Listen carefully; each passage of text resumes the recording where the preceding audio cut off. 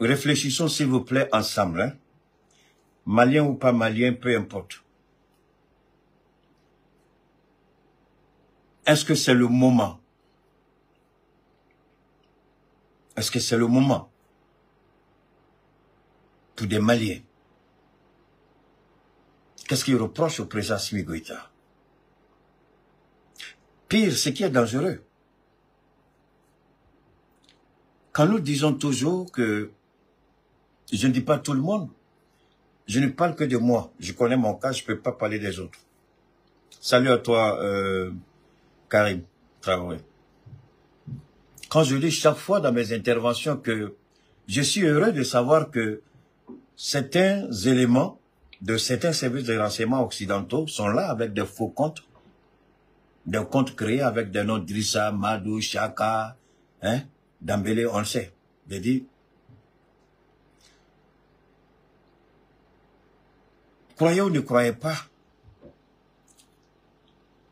quand nous faisons des interventions, quand nous analysons les propos d'officiels européens, occidentaux, notamment français, certes, nos services de renseignement ont leur particularité, leur puissance, c'est la collecte d'informations. Mais nos interventions, souvent, pas tout le monde, je répète toujours, certaines de mes informations, souvent, aident énormément. Nous avons dit, et nous sommes restés silencieux, merci à toi mon frère Miyagi, la France, Dieu merci, nous a rappelé qu'elle n'est pas prête à nous laisser. Des politiciens français, des officiels français, des généraux français, des officiers de l'armée française. En un mot, la France reconnaît que nous ne sommes pas pauvres. La France reconnaît que nous ne sommes pas pauvres, mais reconnaît cependant que pour qu'elle soit riche, elle est obligée de nous voler. Là, au moins, c'est une évidence que le monde découvre ce qu'on a essayé de nous cacher. Parce que des présidents bâtards comme Bazoum nous ont fait croire que la France a pitié du Niger pour acheter l'uranium du Niger. Je vous ai dit que après la guerre de l'Ukraine, l'Europe va déclarer faillite et les Américains ne pourront pas financer le redémarrage de l'économie européenne. Parce que les Américains eux-mêmes aujourd'hui vont se retrouver face à une situation sans précédent. Avant les crises que les Américains ont traversées, le dollar était la seule monnaie qui permettait aux Américains de financer l'Europe et de financer leurs propres dettes. Donc, ils n'avaient aucun... Mais aujourd'hui, il y a le multipolarisme. Aujourd'hui, dans les BRICS, à peu près 42 à 50% du commerce mondial aujourd'hui est fait sans le dollar. Et c'est une perte colossale, c'est une perte énorme, inimaginable.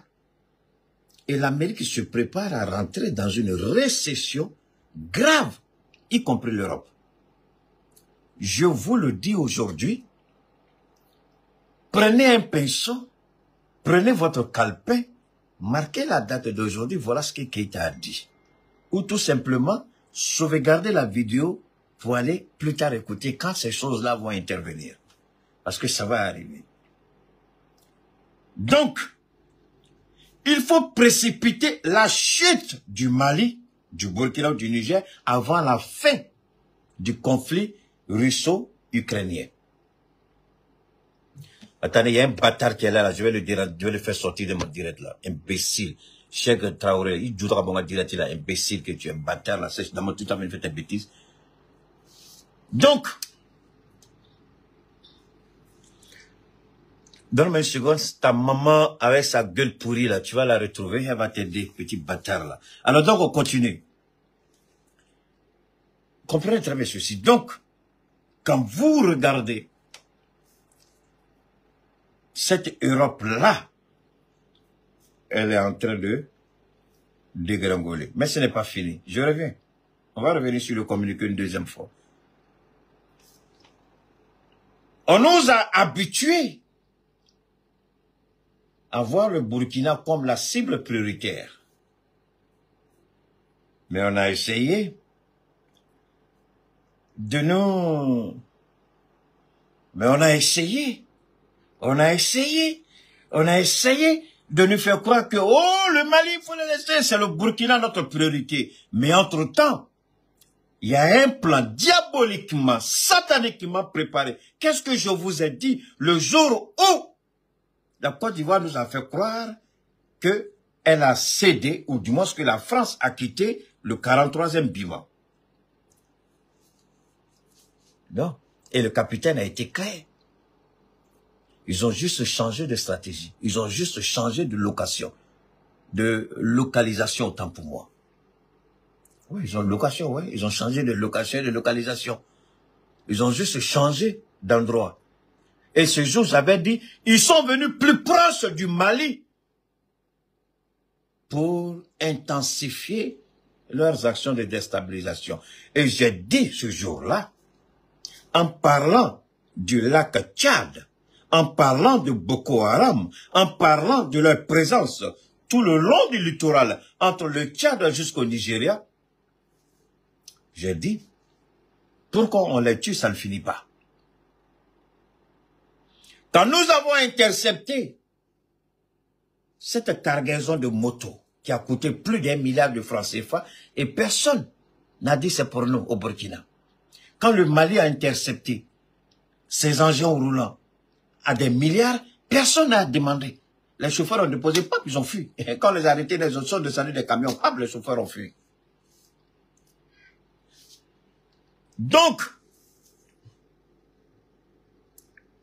écoutez bien. Il faut aller demander à Dieu, il va te donner des médicaments pour l'avenir. Donc, écoutez très bien ce que je dis.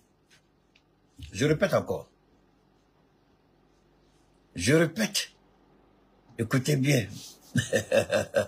Bâtard là, ta maman, Marou Kouyaté, bâtard, ta vieille mère, son kodo sale là. Il y a mon côté du temps qu'on va dire là. Bâtard là. Alors, on continue, c'est pas fini. Aujourd'hui, là, les bâtards, là, n'aiment pas ça, parce que ça a échoué. Parce que le coup d'État a échoué. Ils vont insulter aujourd'hui. Ne vous en faites pas, fermez vos oreilles, parce que je vais les laver jusqu'à la kodo sale de leur maman. Je vais les laver jusqu'à la slip sale de leur papa. Les bâtards, là, vos papas qui sont pas circoncis, là, vous venez me provoquer ici, là. Vos papas, venez, je vous attends autour là. Vous allez me trouver ici. Je ne vous ai pas appelé. Vous venez m'insulter, et puis je vais vous louper. Ah, subhanallah, vous êtes mal tombé. Moi, je vous allume et puis taroté sera là. Bâtard que vous êtes. Je continue.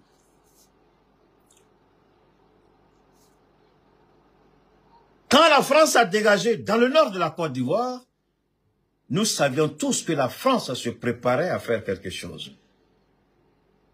Nous l'avons su. Lorsque nous sommes sortis pour dire, attention, voilà ce qui se passe en Côte d'Ivoire. Les terroristes et les forces de l'ordre s'évitent en Côte d'Ivoire. Et dit, wow. Ça veut dire quoi ça? L'état-major des forces armées donne instruction à ces éléments sur le terrain. Vous voyez les terroristes, vous tournez le regard, vous prenez votre chemin. N'engagez pas le combat avec les terroristes. Parce qu'il y a une planification minutieuse qui se fait. Ils sont sortis de l'attaque terroriste. Maintenant, ce sont les entreprises privées. On va attaquer des camions qui coûtent des centaines de millions.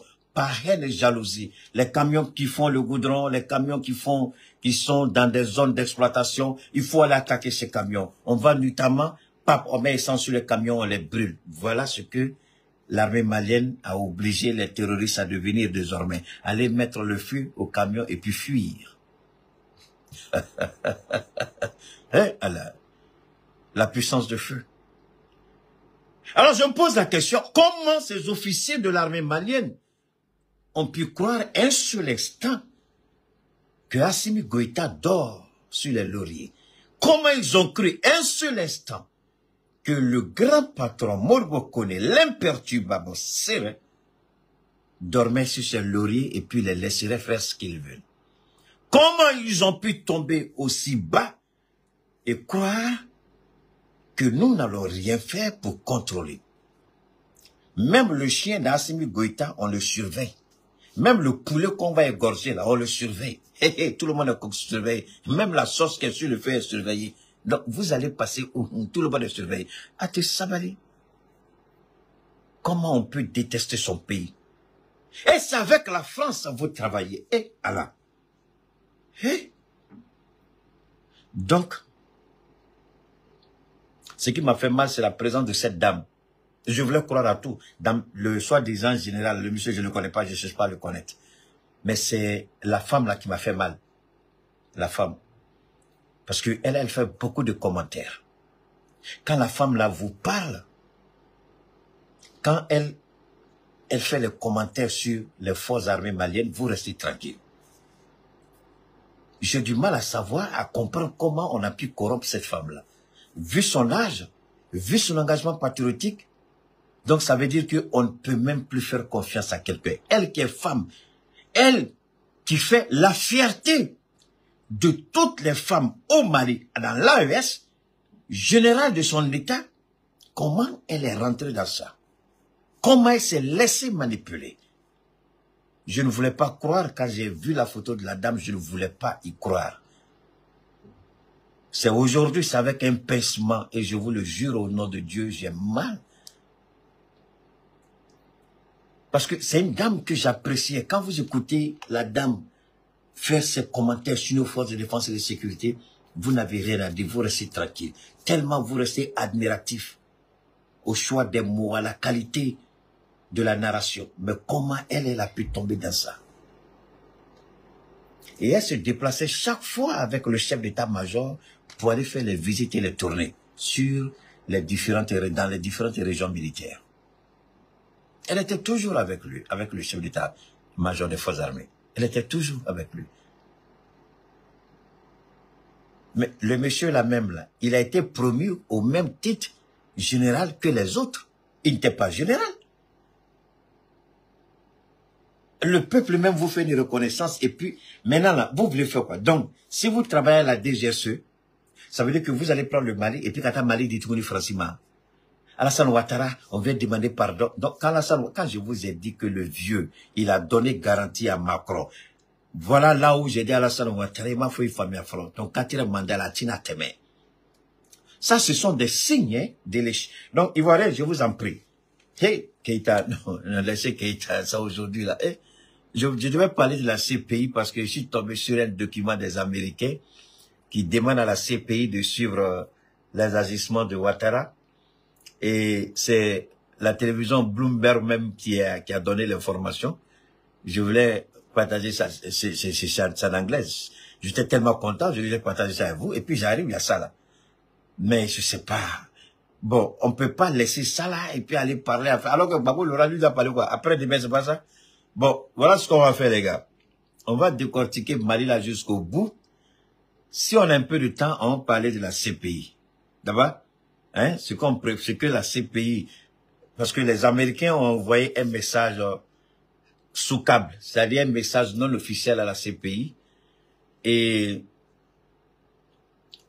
comment on appelle ça, la CPI est en train de, c'est pas de façon officielle, la CPI a activé un sous-réseau en Côte d'Ivoire pour récolter à travers des ONG.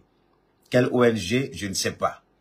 Mais ils ont activé des sous-réseaux à travers des ONG et c'est surtout le procureur actuel en Côte d'Ivoire qui est sous le projecteur. Donc, ils se disent que tout ce qui va tomber et malheureusement, il ne comprend pas le petit procureur. Il ne comprend pas.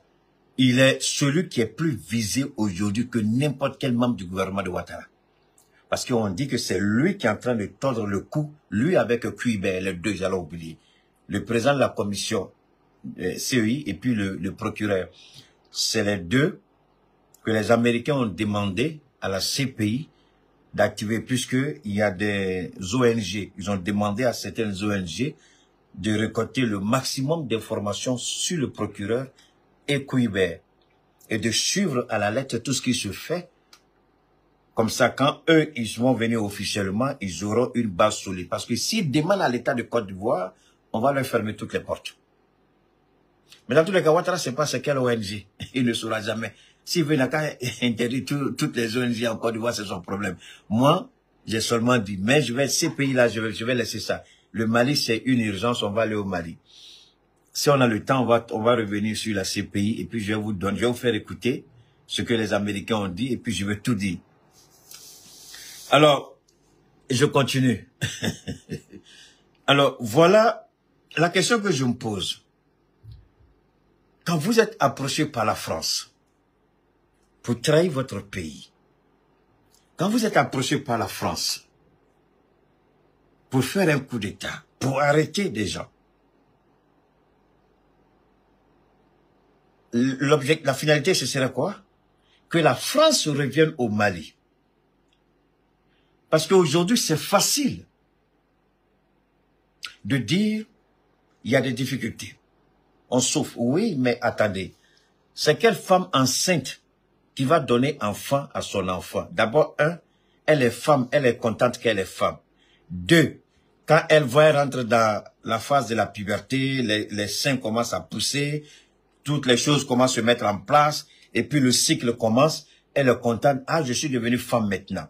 Bon, quand elle rentre dans l'activité de ce que vous connaissez, la joie commence. Dès que elle tombe enceinte, wow, c'est fini. Elle est heureuse, elle est toute joyeuse, elle va avoir son propre enfant.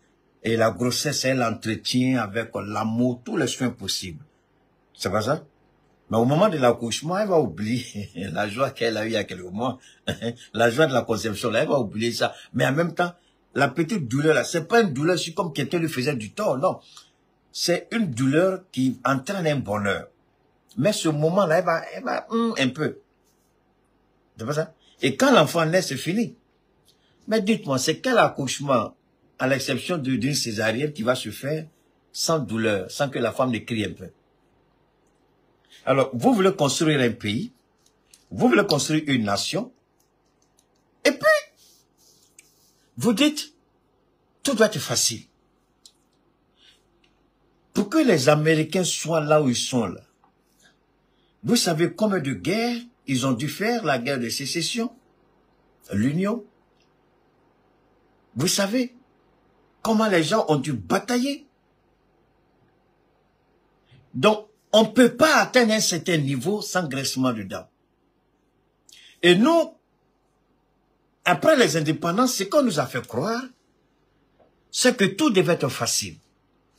Dès que la situation devait être un peu difficile, compliquée, on commence, on pense que tout est facile, tout est facile, tout. Mais attendez, je suis désolé. On dit, j'aime bien l'expression d'Ismaël Lo. Une femme que tu n'as pas lutté pour avoir, ne crois pas que tu peux garder cette femme-là avec les larmes. Une femme que tu n'as pas lutté pour avoir, pourquoi tu veux la garder avec les larmes? Toi, tu n'as pas lutté pour avoir. Quelqu'un d'autre est venu, elle a regardé, ça va, et puis tu pleures. Elle va faire quoi? Elle s'en fout. Il faut enlever tes yeux pour déposer les parties. Mais une femme que tu as lutté pour avoir, tu connais sa valeur et tu feras tout pour ne pas qu'elle parte. Vous voulez un développement, vous voulez que nos pays soient développés, mais en même temps, au moindre petite difficulté, vous prétendez que ceux qui sont au pouvoir, c'est ceci, c'est cela. Le terrain avait été préparé pour cela. Ce maudit, ce bâtard et ce raté, j'espère qu'il va mourir et que son corps sera brûlé aux États-Unis, il ne viendra jamais au Mali. Parce que celui-là, même après 100 ans, s'il vient au Mali, il trouvera nos enfants et le dossier sera instruit, le dossier va l'attendre. Il est celui qui a commencé. J'ai pas moi envie de pointer du doigt. Je vous ai dit la dernière fois que mon rôle n'était pas de venir critiquer pourquoi, mais c'est de dire qu'on sait ceux qui sont à l'origine. On va réécouter le communiqué. On sait ceux qui ont vendu l'information. On sait ceux qui font ça. Mais attention, c'est pas fini. Vous avez écouté le communiqué. Les enquêtes se poursuivent. Ils n'ont pas fini les arrestations. Les enquêtes se poursuivent. Il y a encore des Maliens, à cause de leurs intérêts personnels, des commerçants, des opérateurs économiques. Je vous ai dit ce jour que vous croyez que Karim Keïta est innocent. Tous ces anciens du régime Ibeka qui sont en Côte d'Ivoire, vous croyez qu'ils sont innocents? Personne n'est innocent. Je vous ai dit que Ouattara, la garantie qu'il a présentée à Macron, c'est par rapport à ces hommes-là, parce que ces hommes ont encore des contacts au sein de l'armée. Ces hommes ont des connaissances au sein de l'armée. Ces hommes parlent avec certaines personnes.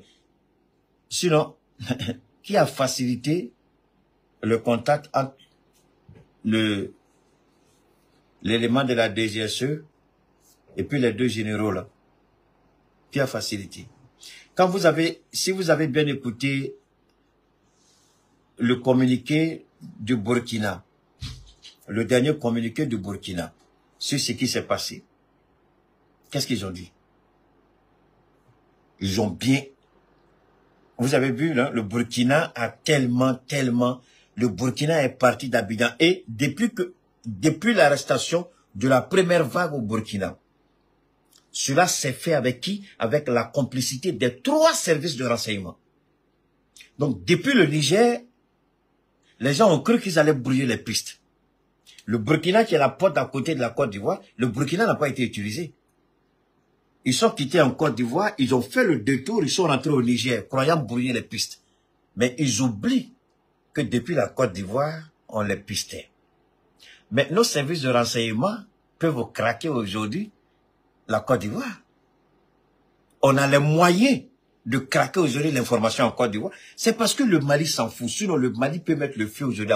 Le Mali l'arrête complètement. Nous, on peut craquer des informations et puis verser sur le réseau. C'est fini pour Ouattara. Je vous jure au nom de Dieu, si nos services de renseignement veulent, avec le niveau de nos logiciels et de formation de nos éléments, au billahi, il y a des informations là, on peut récupérer puis mettre sur le marché. Tout de suite, c'est fini pour Ouattara. Les Russes et les Chinois sont les meilleurs pour craquer les codes des Occidentaux, mais eux ne peuvent pas craquer chez nous. Nous, on n'utilise pas, c'est pas iPhone, hein, c'est pas, comment vous appelez les trucs tablettes des Américains, c'est pas ça, attention, ce sont les Huawei qu'on utilise. Les Huawei, et puis les ordinateurs des logiciels russes. Pour craquer ça, mon ami, toi, tu levé matin, tu vas charger au moins 10 fois de chimie, tellement tu as su. Et tu sais qu'à craquer, il chimie ban là. Parce qu'il y a au moins 200 millions de combinaisons. Pour craquer un logiciel chinois, le minimum, je regardais la dernière fois, le minimum c'est à peu près 200 millions de combinaisons possibles. 200 millions de combinaisons possibles, ça c'est le minimum. Sont 500 millions de combinaisons possibles. Pour faire quoi? Pour craquer qui? Pas nous. Et ça, ils n'ont pas compris. Ils ont toujours cru que nous sommes un petit pays pauvre, des petits pays pauvres. Mais des petits pays avec de grosses têtes, c'est ce qu'ils ont oublié. Avec des grandes ambitions. Et au regard de nos ambitions, nous avons décidé de mettre en place, j'ai dit, l'information, c'est le pouvoir. Voilà la preuve. L'information, c'est le pouvoir. L'information, c'est le pouvoir. On a craqué, on les a attrapés. C'est la France. Avant de continuer, moi, je voudrais demander à nos autorités de faire en sorte que là où ceux-là seront détenus là, hey, que ce soit vraiment que ce soit la haute sécurité au maximum. Parce que quand vous décidez de trahir votre pays pour la France, est-ce que quelqu'un peut dire aujourd'hui honnêtement qu'au Burkina, le Burkina n'est pas au travail? Mais pourtant, on veut déstabiliser le Burkina. Est-ce qu'on peut dire aujourd'hui que le Niger n'est pas au travail? Mais pourtant, on veut déstabiliser le Niger. Est-ce qu'aujourd'hui, en toute honnêteté, on peut dire que le Mali ne travaille pas? Soyons honnêtes. On peut ne pas aimer Assimi Goïta, je l'ai toujours dit, on peut ne pas l'aimer. Ça, c'est compréhensible. Dieu lui-même ne fait pas l'unanimité. Ne pas aimer Assimi Goïta, moi, c'est pas un problème pour moi. N'oubliez pas de vous abonner et d'activer la cloche de notification pour rester informé de nos prochaines vidéos. Restez à l'écoute pour les développements passionnants à venir.